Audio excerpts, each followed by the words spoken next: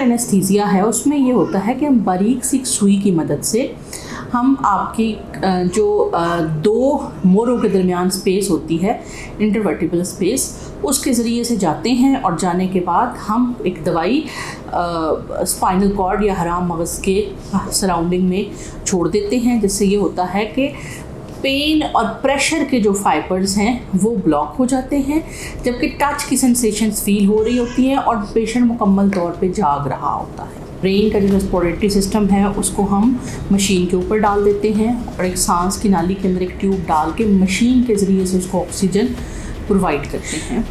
और उसको मुकम्मल तौर पे सुला दिया जाता है, जिसकी वजह से ना तो वो पेन को महसूस कर सकता है, ना वो प्रेशर को फील कर सकता है, यानी तमाम तर उसकी जो ब्रेन के अंदर आने वाले सिग्नल हैं वो ख़त्म हो जाते हैं। स्पाइनल एनेस्थीसिया एक ब्लेसिंग है, ना कि इसके बारे में जो वहम फैलाए जाते हैं कि कमर में इंजेक्शन लगाने से कमर दुख जाती है, कमर ख़राब हो जाती है। ऐसा बिल्कुल नहीं होता।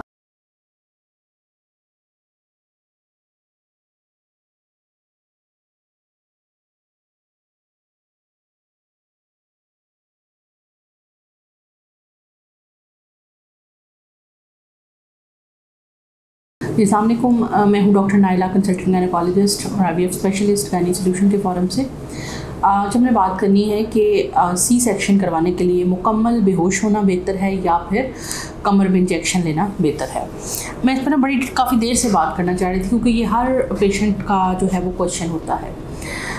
जो मुकम्मल बेहोशी है और जो स्पाइनल है, उस दोनों में फ़र्क क्या है? मुकम्मल बेहोशी में ये होता है कि हम मरीज़ को उसकी अपना रेस्पिरेटरी सिस्टम, उसका ब्रेन का जो रेस्पिरेटरी सिस्टम है उसको हम मशीन के ऊपर डाल देते हैं और एक सांस की नाली के अंदर एक ट्यूब डाल के मशीन के ज़रिए से उसको ऑक्सीजन प्रोवाइड करते हैं और उसको मुकम्मल तौर पे सुला दिया जाता है, जिसकी वजह से ना तो वो पेन को महसूस कर सकता है, ना वो प्रेशर को फील कर सकता है, यानी तमाम तर उसकी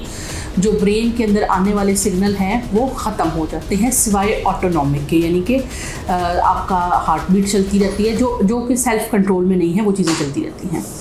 अब इसमें ये होता है कि आप पेशेंट को जब सर्जरी कर रहे होते हैं तो वो मुकम्मल तौर पे सोया होता है और एक मशीन के ऊपर, एनेस्थीसिया मशीन के ऊपर डाला हुआ होता है, जिसमें से ऑक्सीजन, नाइट्रस, आइसोफ्लोरिन, सीवो वगैरह जो है वो आ रही होती हैं, उसके दिमाग को जो है वो सुला के रखती हैं। अच्छा, अब दूसरा तरीकाकार ये होता है रीजनल एनेस्थीसिया, कि जिस हिस्से में आपने सर्जरी करनी है उस हिस्से को आप सुन कर लें और वहाँ पे सर्जरी करें, जबकि दिमाग आपका बिल्कुल ठीक काम कर रहा हो। अब ओवरऑल अगर देखा जाए तो जो जनरल एनेस्थीसिया है वो ज़्यादा रिस्की होता है, उसकी ज़्यादा कॉम्प्लिकेशंस हैं एज़ कम्पेयर टू स्पाइनल या रीजनल एनेस्थीसिया के। उसकी वजह ये है कि उसमें खुदा न खास्ता जब हम पेशेंट को आउट कर रहे होते हैं तो खुराक की नाली के ज़रिए से जो खुराक है वो सांस की नाली में जाने का खदशा होता है, जिसकी वजह से कॉम्प्लिकेशन हो सकती हैं।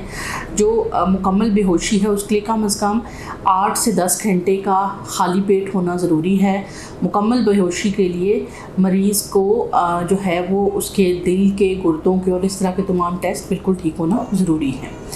जबकि जो रीजनल एनेस्थीसिया है उसमें ये होता है कि हम बारीक सी सुई की मदद से हम आपकी जो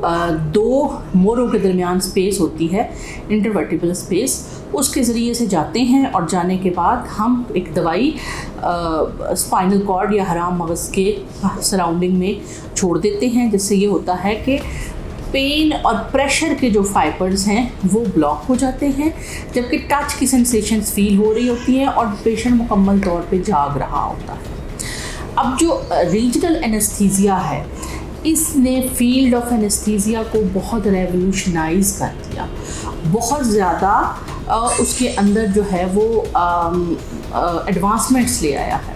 कि आप जिस हिस्से पे काम करना है उस पे काम करें और बाकी हिस्सा जो है बॉडी आपकी जागती रहे। तो लिहाजा स्पाइनल एनेस्थीसिया एक ब्लेसिंग है, ना कि इसके बारे में जो वहम फैलाए जाते हैं कि कमर में इंजेक्शन लगाने से कमर दुख जाती है, कमर ख़राब हो जाती है, ऐसा बिल्कुल नहीं होता। हम कोई वहाँ पे मेख तो नहीं ठोक रहे। आप अगर वो स्पाइनल एनेस्थीसिया की नीडल में किसी वीडियो में आपको दिखाऊंगी, वो इतनी बारीक होती है कि हड्डी के तो आर पार जाना उसके बस की बात ही नहीं होती है। तो लिहाजा ये जो मिथ है कि जी स्पाइनल एनेस्थीसिया के बाद, हाँ इसकी कॉम्प्लिकेशन हो सकती है कि अगर आप अपने सर को ऊपर करके रखें या CSF लीक होता है तो पट्ठों का खिंचाव हो सकता है। इसके अलावा इसकी कोई जो है वो कॉम्प्लिकेशन ऐसा सच नहीं है। और अगर कोई कॉम्प्लिकेशन होती है तो वो मैनेज करना जनरल एनेस्थीसिया की निस्बत ज़्यादा आसान होता है। तो अगर आपका सी सेक्शन हो रहा है और आप सिर्फ इस डर की वजह से कि मैं जो है वो कमर की दर्द होगी, कमर की हड्डी ख़राब हो जाएगी, कमर बेकार हो जाएगी, या इस तरह की चीज़ों की वजह से अगर आप जनरल एनेस्थीसिया को ऑप्ट कर रहे हैं तो बिल्कुल भी इस चीज़ पे ना जाइए, बल्कि जो है वो आप ज़रूर स्पाइनल एनेस्थीसिया को प्रेफर कीजिए। जनरल एनेस्थीसिया अगर आप दिल के मरीज़ हैं और हार्ट आपका काम नहीं कर रहा तो उस सूरत हाल के अंदर हम स्पाइनल को प्रेफर नहीं करते, जियो को प्रेफर करते हैं। उसकी वजह यह है कि स्पाइनल में सडनली ब्लड प्रेशर ड्रॉप होता है, जिसकी वजह से क्या होता है कि हार्ट को मज़ीद ज़ोर लगाना पड़ता है। और उस सूरत हाल के अंदर अगर आपका हार्ट पहले से कॉम्प्रोमाइज़ है तो उस पर उसको ज़्यादा जोखम उठाना पड़ता है, ज़्यादा प्रेशर आता है। जनरल में भी ज़ाहिर है हार्ट के ऊपर प्रेशर तो होता है लेकिन इतना ज़्यादा नहीं होता, तो लिहाजा हम उन पेशेंट्स के लिए जी को प्रेफर करते हैं। अदरवाइज़ तमाम मरीज़ों के लिए स्पाइनल एनेस्थीसिया बहुत ज़्यादा सेफ़ है और इसको ज़रूर ऑप्ट करें। मिलते हैं इंशाल्लाह नेक्स्ट किसी वीडियो में, तब तक के लिए अल्लाह हाफ़िज़।